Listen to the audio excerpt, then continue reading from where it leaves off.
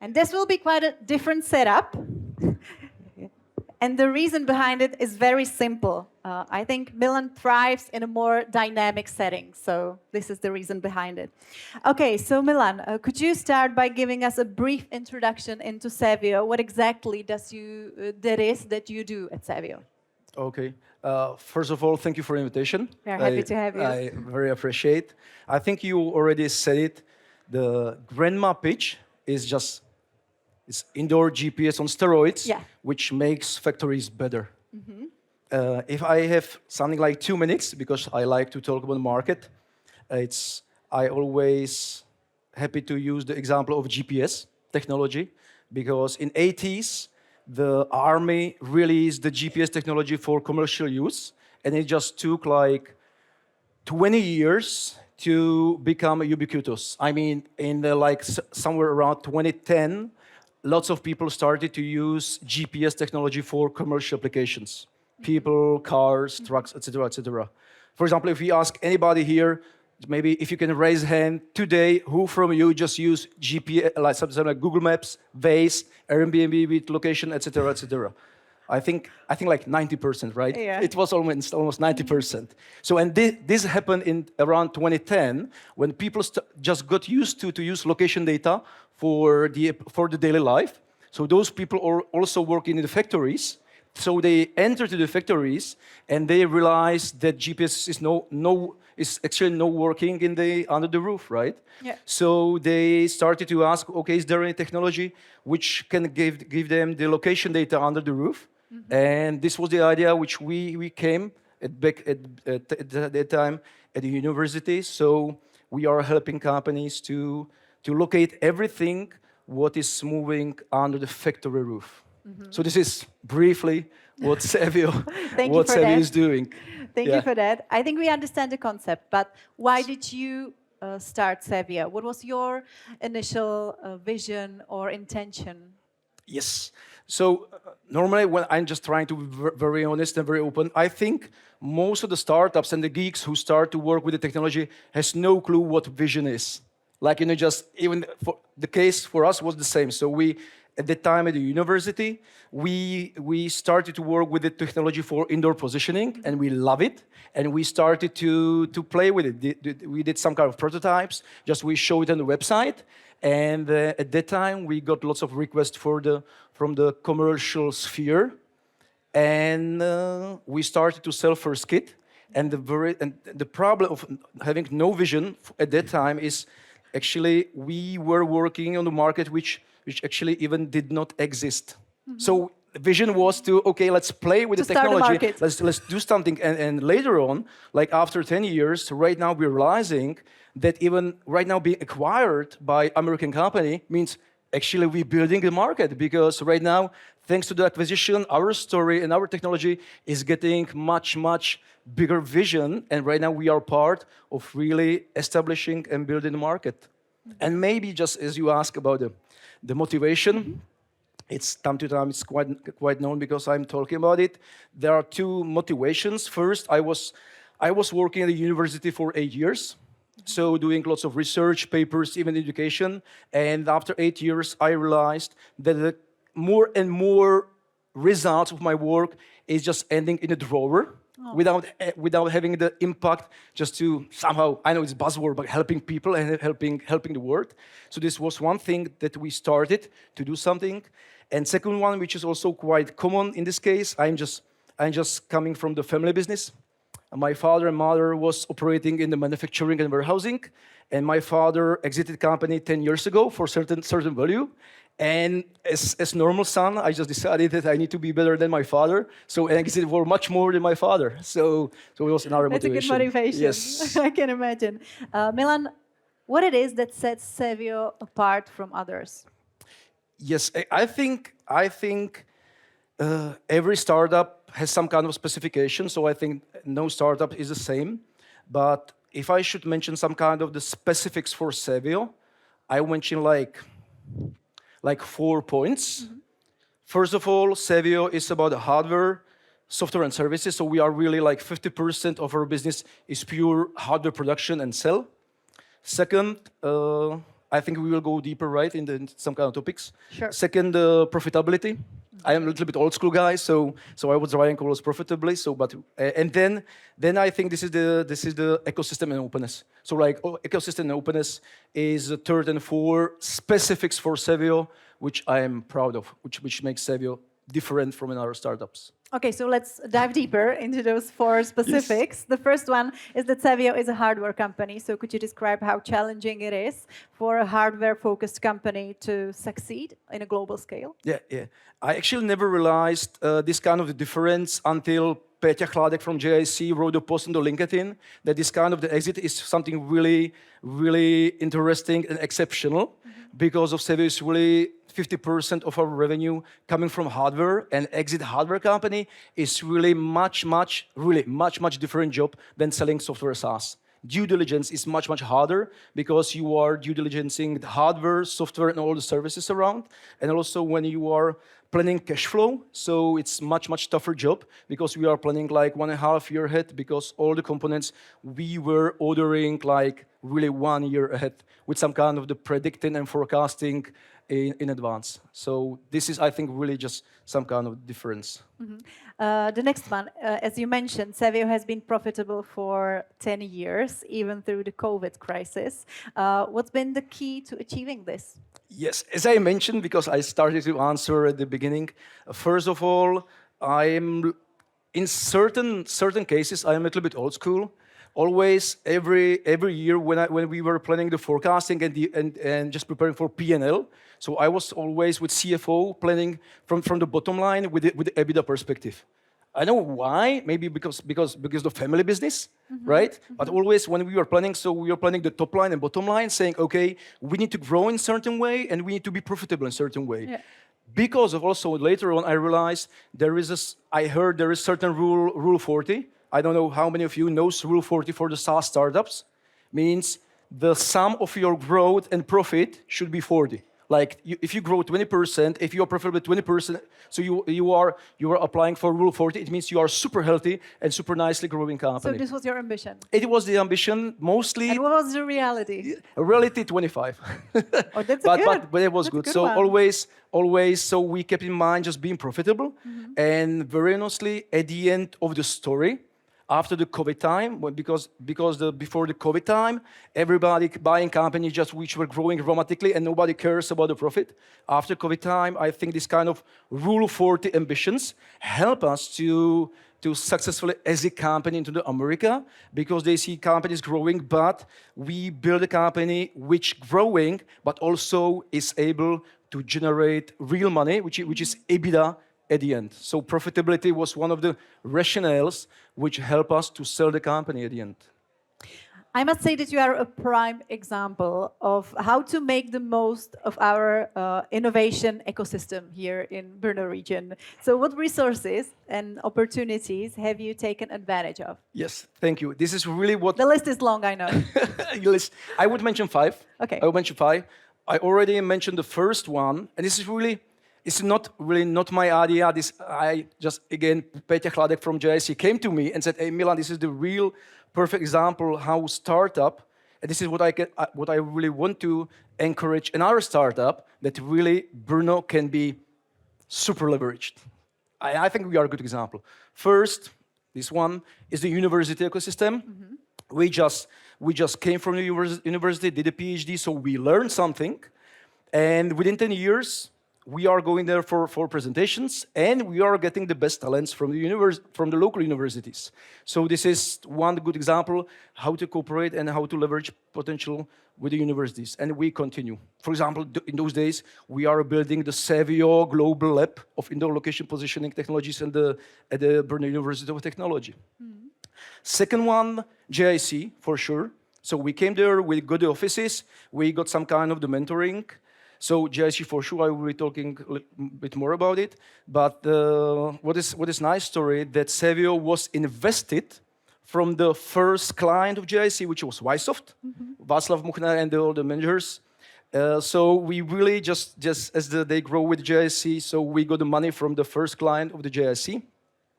Then fourth is when I found out that JIC has some kind of the local branch, which is called Intemac, for the digitization and automation.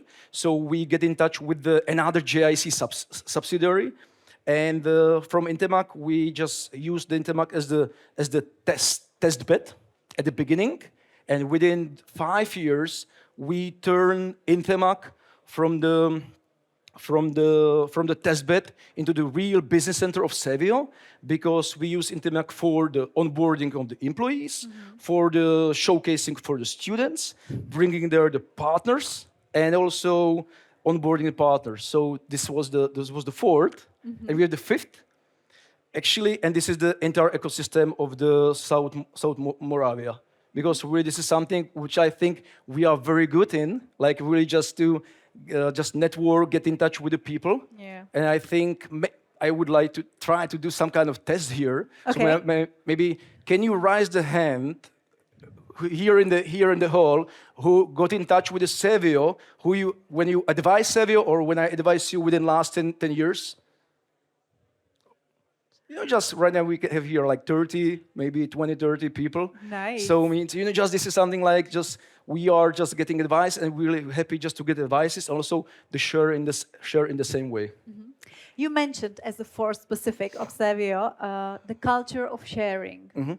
So your strategy has been to share more than usual with the belief that others will then give back more in return. Does it really work that way? I think that I strongly believe that yes.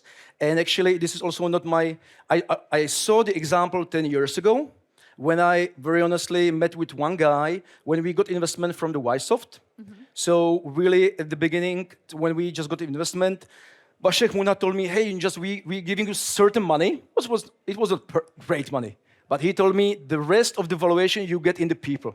So you have the chance to leverage the potential of our management, which will help you as much as they can.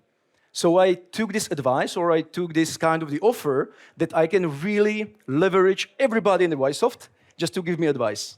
Very good example is Lukáš Maňásek, which is sitting here in the first row. It was just accidentally sitting here, right? We didn't. Yes. So really, Lukáš gave me very good example, like when he gave me everything what he could, like even just documentation, the KPI sheet for his sales guy. At that time, I was running like marathon, right? For the long term, I was still running. But every time when Lukáš gave me advice, I was sprinting for 1 year. Because, just because I saw, okay, the guys are on the market 20 years, and they tried this here and there, and always when he gave me advice, so it somehow worked. We needed to tune up. So this guy, Lukáš, and thank you very much, Lukáš, for the lots of advices and just mentoring us at the beginning. I saw when when I am open, so I'm just giving some kind of the credit into the community, and I have a chance also to take the credit back. So started to think a lot, to start to be much more open than usual, because I believe if I am open and if my company is open, so it will be returned, because this is what I see in the market, and as I am part of a couple of the mastermind groups where we are sharing lots of experiences, I see it really works. And is there any hard data that supports the idea that a company that share more and are more open are also more successful in a business? Yes. I can use the data from 2 companies. Actually, maybe I take one because we don't have much time, right? We don't, so yeah. I am for 6 years, I am part of the mastermind group, which is right now renamed to the Scale-Up Board, like something like 150 people. And they really proved to the 150 people that CEOs, which are really very open and share more than usual, can drive their company in average with a growth more plus 25%. And they are also becoming more profitable. So when I was talking with the Scale-Up Board members, really who is sharing and giving and taking back, really can get very closely to do so-called this Rule 40, because they will speed up with the revenue growth, and also they can be more profitable. And as a part of the Scale-Up Board and even mastermind communities in JIC, I think we are a great example that this kind of the openness really works. Okay, so culture of openness or open culture, culture of sharing. That's a nice buzzword. Yeah, You this can is take away it from this discussion. Okay, but after the 10 years of openness and sharing more than you have to, you reach a point when things had to become private, the exit, right? So how did you prepare for it, and what was the most helpful during the process? Again, how I just get prepared was, as I really like to leverage potential of the people here. So and thanks to the ecosystem, I had a chance to talk like 5, 6 founders who already exited, which gives me again some lesson learned and fuck ups. What should I do differently? So which is great. So thank you very much the JS, I mean just South Morava ecosystem. And also, as I was raising money 2 years ago, so I did entire process, including the business development, the due diligence process. So I was somehow prepared. But my biggest fuck up of the rising money was not having investment banker. So in this time, when we decided to exit company, we really selected investment banker to be our front end man just to make it happen. So this was, let's say, preparation. Yeah, I think we can talk hours about your exit, and maybe a lot of the questions from the audience will address this theme. But what is life after the exit? Because you sold Sewio to US tech giant HID. So how do you feel right now? Super tired, very honestly. Oh, really? Super tired. You know, I think I saw already some kind of questions in the event because they are all pointing to the similar point. Yeah. I think the Jura Tobla from JIC told me something like, you know, just Milan, every acquisition hurts somebody. You know, just every acquisition hurts. So it means, you know, just it's not an easy transition just be part of another company. So a couple of people just left the company. So right now, after acquisition, we had the struggle time just to somehow to make company more stable on the operational perspective. So it was like, and it's still like 3 months of very tough life. Just make it happen. But we have lots of support from the new from the HID, so it's gonna happen. It's gonna be better. You But stayed at Sewio. Yeah, absolutely. So what are the future plans? Okay. You know, just future plan is to really, as you asked me in the beginning, it's like what was original our vision. It was no vision at the beginning. It was like just to take our expertise and what we did and just to bring it to the market and somehow succeed in the vertical. We chose the right vertical, which was automotive manufacturing and warehousing, where really our technology of indoor GPS is really succeeding. And the vision of Sewio right now, just we continue. Right now we are part of the global company. So my vision is, for example, if you invite me in the 5 years, like somewhere about 2030, Okay. I will be presenting here again, and I will be asking the audience again, who from you is already using indoor navigation under the roof? And I believe that also thanks to the Sewio, it also becomes ubiquitous in the same way as GPS was, because location data has much higher potential than the entire GPS. So I believe that Sewio will be some kind of the global enabler of the using and that we will be evangelizing market about the application of the indoor localization under the roofs, but mostly in manufacturing. This is something what we like and what we really where we believe there is the huge potential. Okay, I think you just secured your place in Velvet Innovation Conference 2030. So Thank you. we'll be Thank happy you. to Can you have write it down so we're just... We surely can. But we also have 6 minutes to go, and we want to address some of your questions from the audience. Thank you for submitting them through Eventy app. Okay, so Milan, looking back, is there anything you would do differently? Yes, I think I already mentioned it. So I a little bit underestimate the selection of the investment banker. It's some kind of advice for the startups, and I just did already a couple of times during the sharing session which I had.